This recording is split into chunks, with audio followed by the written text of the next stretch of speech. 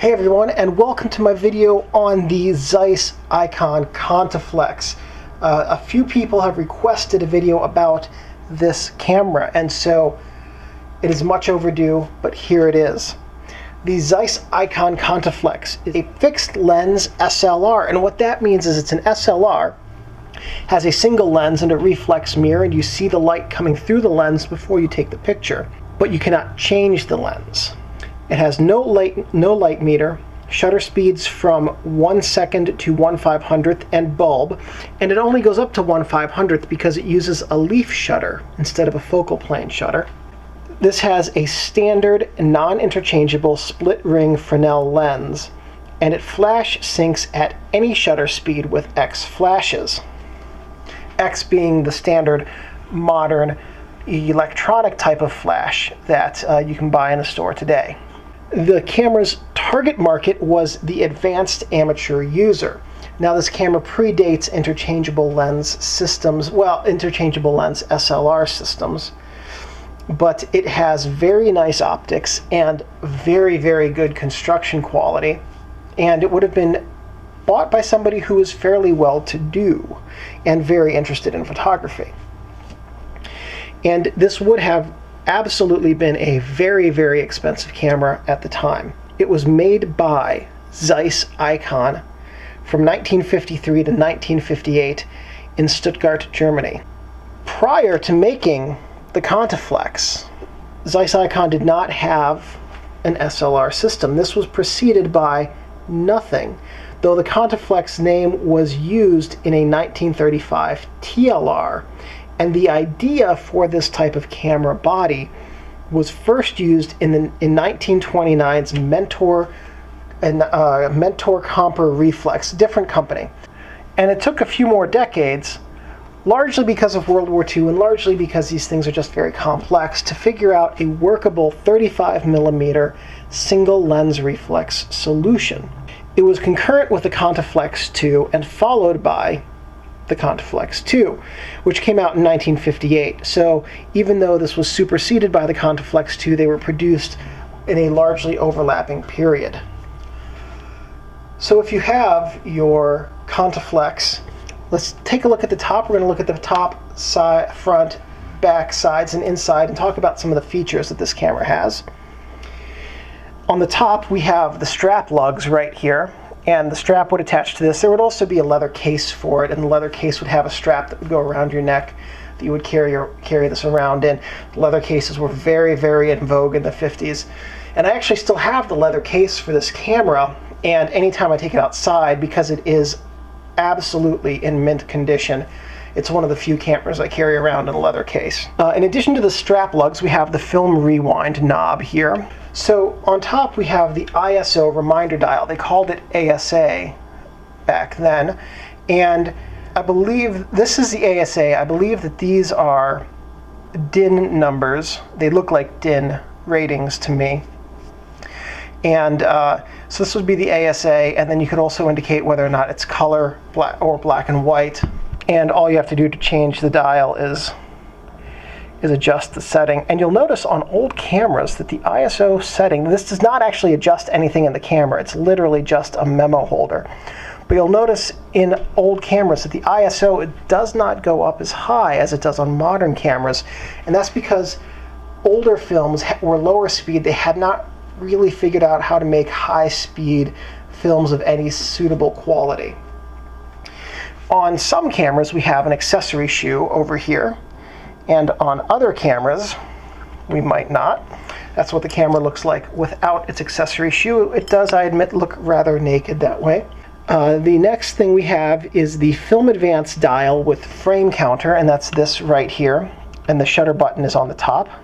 So after you take a picture, there we go. So right now you can see that it's at frame 1. Take your picture, and it advances to frame 2, and it just keeps advancing like that. Now once you get all the way through them, you can rotate the dial to indicate what frame you're at. So if you end at frame 36, you just have to rotate it a couple frames, and when you reload your film, then it will advance a couple of frames and you'll be at frame 1 when you're ready to start shooting frame 1. You just have to remember to reset that when you're done with each roll of film. So on the camera's front, you'll notice first and foremost that we have the lens right up here, and all of these, to the best of my knowledge, came with a Carl Zeiss lens, and why wouldn't they? After all, Zeiss was making the camera body as well. And it's a 45mm f2.8 lens, which was pretty darn zippy for lenses back then. You could get an f2 lens, but I don't think there was very much in the way of a faster than f2 lens. Has a front focusing helical right here. That's how you do the focus adjustment. On top of the lens, you can see that there is a scale to tell you what your focal distance is, although you will actually see the focus change looking through the viewfinder, so this is only to let you know, really, if you're not using the viewfinder, or also to help you confirm distance. This dial is the shutter speed dial. Right now it's set to 1/125th. It can go up to 1/500th, of course, and then to whatever speed you want to set it at. There we go. This is the mode selector switch right here, V, X, and M. M being for M flash, X being for X flash, and those are just flash syncs. For practical application, if you're going to use a flash, you'll put it in X. For anything else, you can leave it in X or M, completely interchangeable for non-flash use.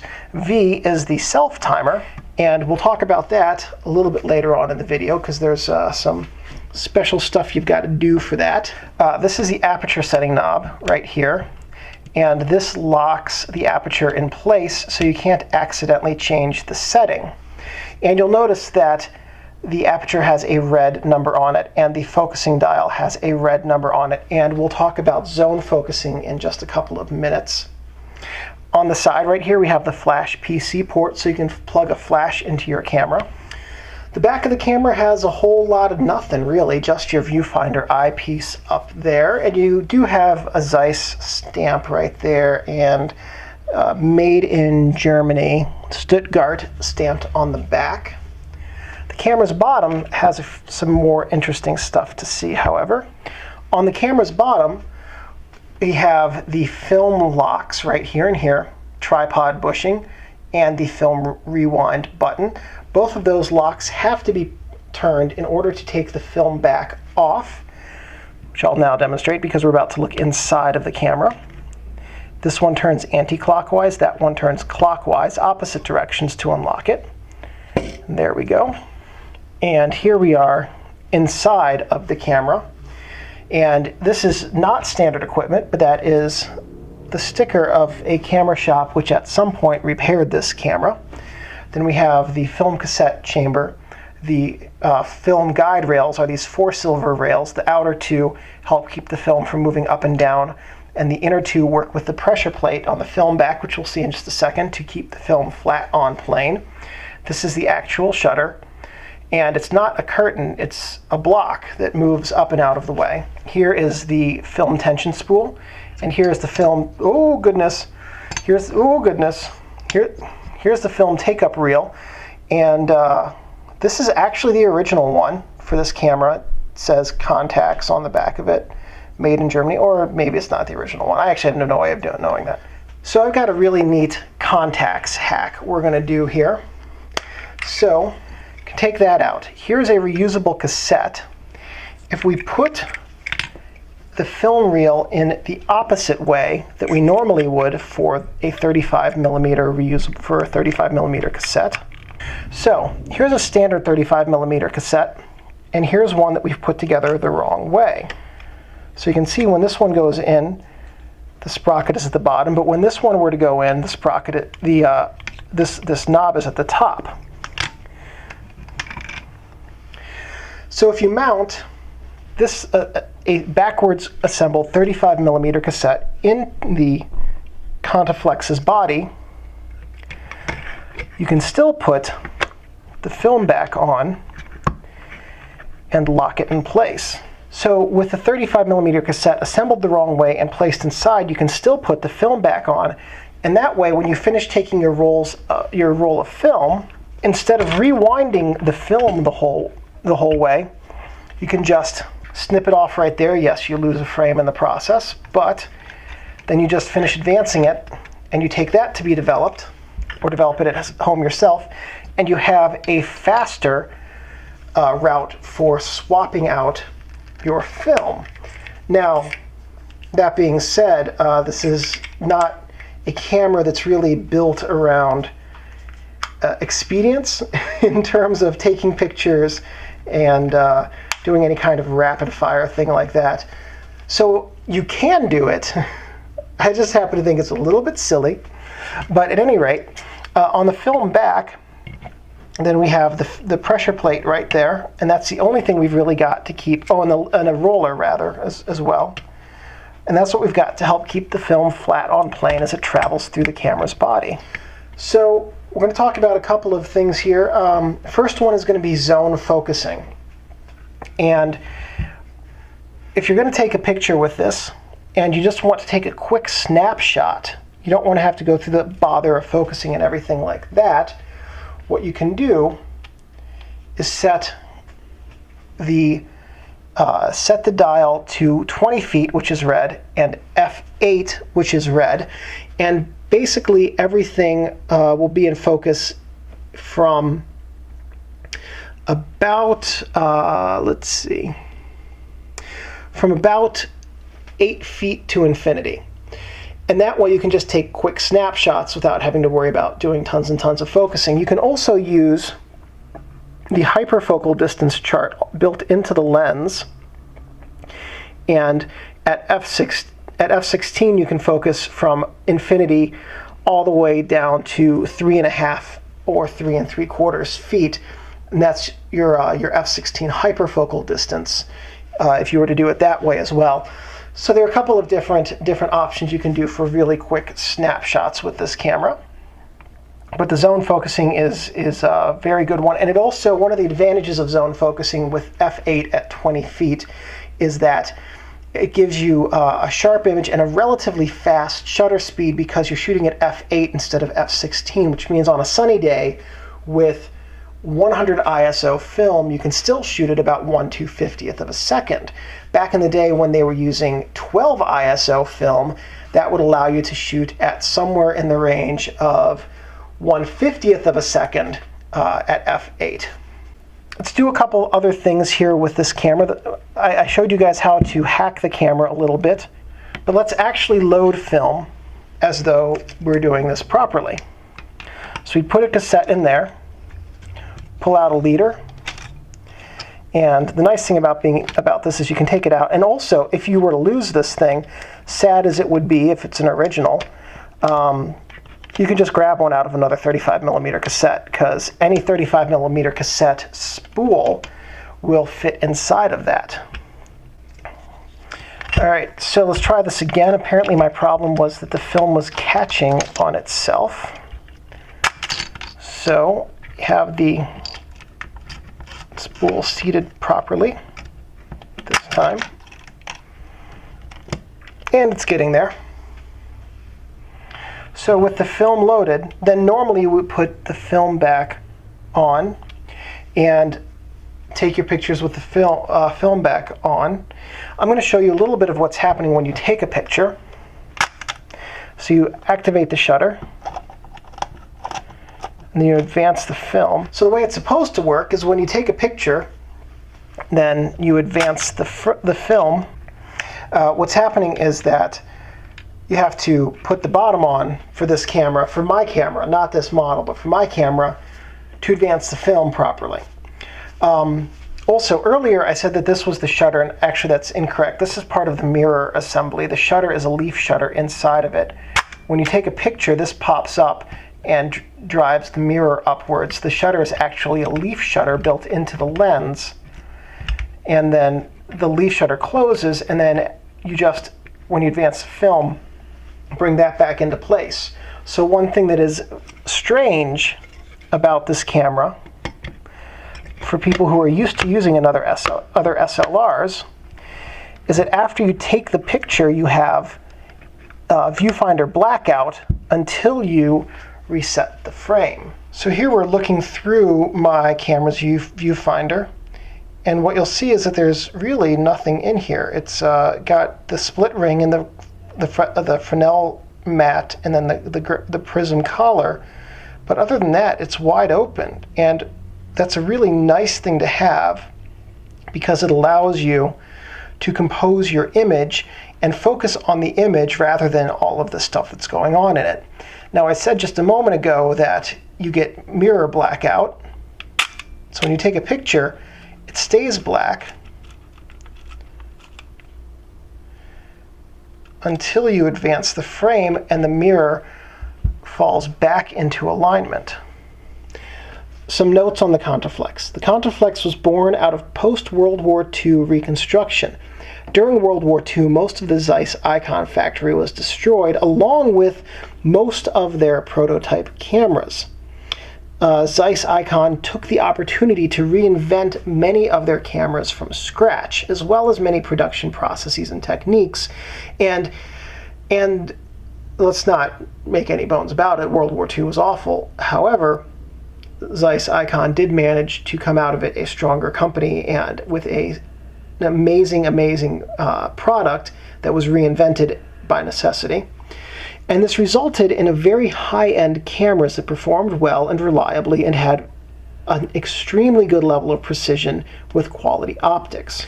This camera has a lot of mechanical complexity, and part of why it's very expensive, and part of why also we don't see a whole lot of copycat versions of this camera from other countries. It has two shutters, one behind the lens and one behind the mirror, a focal plane shutter. The focal plane shutter is part of the mirror assembly. And when the shutter release is triggered, the leaf... So here's how this works. You're looking at this image right now through your Contaflex. The leaf shutter is open. The focal plane shutter is closed. You hit the shutter release button. The leaf shutter closes. The focal plane shutter and mirror pop up. The leaf shutter opens and closes, and then you close the focal plane shutter by advancing the film, and that action also opens the leaf shutter. So there are a lot of things going on all at once with some very difficult and interesting and complex timing. So that is the Contaflex, and that is how it operates. And some things not to do with this camera. Do not touch either of the shutters because you can brick your camera, and I would be shocked if there is any repairing this camera today. Do not touch the mirror inside of it. Of course, if you're touching the mirror, you have taken something apart that you should not have taken apart. Do not leave your camera in your car. Not only would something like this scream "steal me," but there are a lot of oils in the leaf shutter and in the other body mechanisms like the focal plane shutter that will get thin or will break down in the cold, and it will ruin your camera very quickly. Also, don't store it in a plastic bag or box because moisture will get in there and it will cause fungus to grow. Do not let this camera get wet because it's not weather sealed, and if water gets into it, it will ruin the camera. Just remember that your camera is a precision tool and should be handled with care and respect. And as long as you take care of your camera will take care of you. So if this video was helpful, please give me a thumbs up. That lets me know I'm on the right track. If you have any questions or comments, please leave those in the comments section. I'm pretty good about responding fairly quickly. If you have any suggestions for future videos, let me know, and if I have the technical knowledge and equipment, I would be more than happy to make it for you. And if you subscribe, then you'll get a chance to find out when I have more videos coming out. And one last thing, thank you guys for watching. We need to talk about one more thing before we wrap up this video, and that is the self-timer. Let's talk about how to use the self-timer. First thing you need to do is tension the shutter so you make sure that this is advanced, and next you need to set your timer, your shutter speed. Don't set the self-timer before you set your shutter speed. It's a pretty good way to break some very delicate springs that can't be fixed very easily. Once you know your shutter speed, you move the lever to V. That sets an 8 or so second timer. Now what's going to happen is the leaf shutter will, I'm going to push the button, the leaf shutter will close, the focal plane shutter will open, this will count down, and then the leaf shutter will open and close very quickly in 1/125th of a second. And the advantage to that is that now there's no camera shake that's going to be introduced when the self-timer is finished because the leaf shutter is very delicate and That was it. That little tick you might have heard in the background was the leaf shutter. And it has almost no effect on the cameras in terms of camera shake. So it's a very, very good system because the big bulky focal plane shutter has moved out of the way and the camera shake has worked its way out in the 8 seconds until the image is actually taken. So in many, many ways, Zeiss did an incredible job. In fact, I can think of basically no ways in which Zeiss did not do an incredible job with this camera. For its day, it was simply phenomenal, simply phenomenal. And even by today's standards, it's built extremely well and takes simply stunning photos.